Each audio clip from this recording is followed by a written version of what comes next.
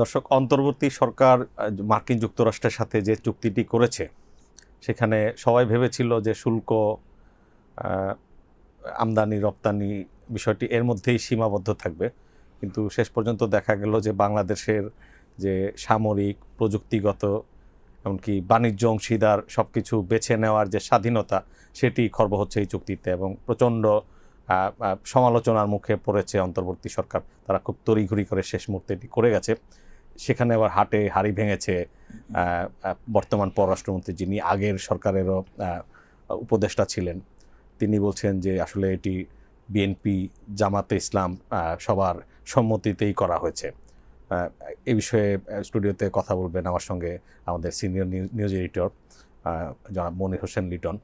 লিটন ভাই, খুব frustrating scenario যে আসলে এই যে সরকার এবং বিরোধী দল বাইপার্টিজান ওয়েতে দেশের স্বার্থ জলাঞ্জলি দেওয়ার মতো একটা অ্যাটলিস্ট জিওপলিটিক্যাল পার্সপেক্টিভ থেকে, যে সভরেন্টি পার্সপেক্টিভ থেকে, যে তারা যদি পররাষ্ট্রমন্ত্রীর কথা সত্য হয়ে থাকে যে তারা এটি তাদের সম্মতির ভিত্তিতেই হয়েছে।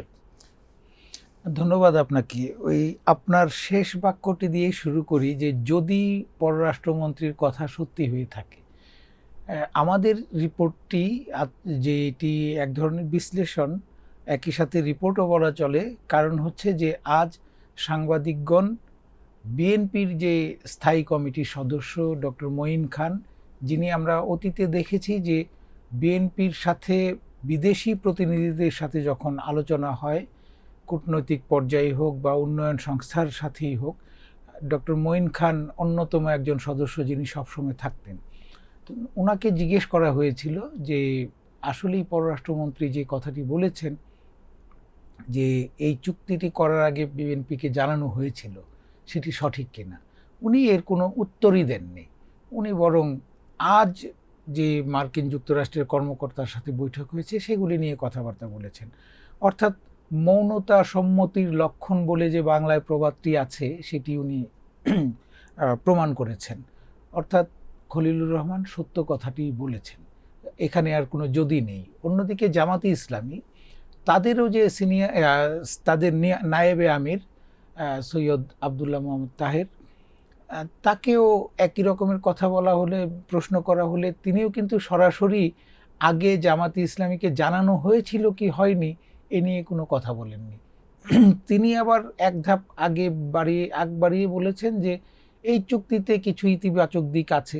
অর্থাৎ ইতিবাচক দিকগুলি ওনারা পরে খুঁজে পেয়েছেন নাকি আগেই জানতেন সেটিও উনি বলছেন না। আমরা যদি ধরেও নেই যে পরবর্তীতে তিনি ইতিবাচক জিনিসগুলি জামাতে ইসলামী খুঁজে পেয়েছে, সেখানে এই যে অর্থনীতিবিদরা যেসব প্রশ্ন তুলছেন এখন, এবং তারা খুব বেশ কিছু পয়েন্টে প্রচণ্ড রকমের আপত্তি করছেন।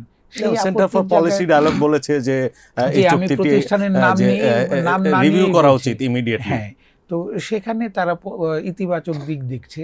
অর্থাৎ তাদেরকেও যে আগে জানানো হয়েছে এটিও প্রমাণ হয় তার কথাতে, যে তিনি এর ইতিবাচক দিকগুলি আগেই জানতেন তারা, এবং আগে জানানো হয়েছে কিনা এ নিয়ে কথা বলতে রাজি নন। এমন সময় চুক্তিটি হয়েছিল যখন নির্বাচন আর 3 দিন বাকি। সবার ধারণা ছিল যে এই বড় দলগুলি নির্বাচনের ডামাডোলে ব্যস্ত, তাদেরকে না জানিয়ে চুপিসারে বুঝিয়ে অন্তর্বর্তী সরকার একটি চুক্তি করে ফেলছে। কিন্তু আমরা যদি দেখি যে যতই নির্বাচনী ডামাডোলে ব্যস্ত থাকুক, এ ধরনের একটি বিষয় প্রতিটি রাজনৈতিক দল লুফে নেয়ার কথা। বিশেষ করে যখন জাতীয় স্বার্থের প্রসঙ্গ আসে, তখন আমরা অতীতে দেখেছি যে যখন মিয়ানমারের রাখাইনে মানবিক করিডোর দেওয়ার কথা উঠেছিল, বিশেষ করে যুক্তরাষ্ট্রের দিক থেকে এই চাপটি ছিল, তখন এই খলিলুর রহমান, যিনি অন্তর্বর্তী সরকারের সময় জাতীয় নিরাপত্তা উপদেষ্টা ছিলেন, তিনি কিন্তু বেশ উঠে পড়ে লেগেছিলেন মানবিক করিডোর দেওয়ার জন্য। তখন জামাতে ইসলামী বলি, বিএনপি বলি বা অন্যান্য দলগুলি বলি, তারা কিন্তু প্রকাশ্যের প্রতিবাদ জানিয়েছিল।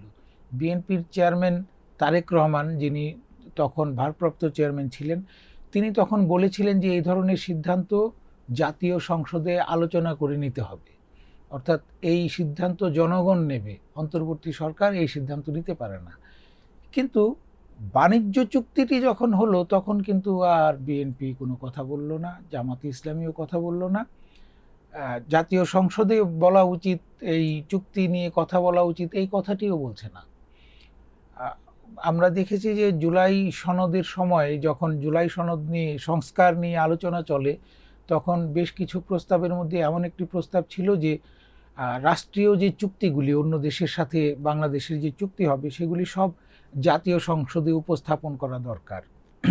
এই বাণিজ্য চুক্তিটি কিন্তু জাতীয় সংসদে উপস্থাপন নিয়ে কেউ কিছু বলছে না। সরকারি দল বিএনপিও বলছে না, জামাত ইসলামীও বলছে না যে এই চুক্তিটি সংসদে উত্থাপন করতে হবে, অন্তত সকল সংসদ সদস্য জানুক এই চুক্তিতে কি আছে, সেটিও বলছে না। এক ধরনের রাগঢাক তো রয়েছেই। এই রাগঢাক করার কারণটি হচ্ছে যে ইলেকশনের ঠিক আগে ভাগে এই দুটি দলই যুক্তরাষ্ট্রের সাথে তদবির করছিল বলে নানান রকমের খবর বের হচ্ছিল। এমনকি জামাতে ইসলামী তাদের জোটে একটি দল ইসলামী আন্দোলন, তাদেরকে রাখবে কি রাখবে না এ নিয়েও এমন কথা হয়েছিল যে ইসলামী আন্দোলনকে যুক্তরাষ্ট্র জঙ্গিবাদী দল মনে করে, উগ্রবাদী দল মনে করে, এ কারণে তাদেরকে না রাখাই ভালো। হয়তোবা সেই কৌশলেই শেষ পর্যন্ত ওই দলটিকে তারা জোটেও রাখেনি। অর্থাৎ যুক্তরাষ্ট্রের যতটা কাছাকাছি যাওয়া যায়, যুক্তরাষ্ট্রের যতটা কথা শোনা যায় ততই মঙ্গল। হয়তোবা যুক্তরাষ্ট্রের কথাবার্তা শুনলে আমাদেরকে তারা ক্ষমতায় বসিয়ে দেবে, এমন কোনো লোভও ছিল। এই লোভ থেকে এই দুটি দল আমাদের যে অর্থনীতি তাকে তারা এই লোভের পণ্য করেছে, যে এই মোলা ঝুলিয়েছে এবং তারা সেটি গিলেছে যে আমাদের জাতীয় স্বার্থ যায় যাক, আমাদেরকে ক্ষমতায় যেতে হবে, আর ক্ষমতায় যেতে হলে আমাদেরকে যুক্তরাষ্ট্রের কথা শুনতে হবে।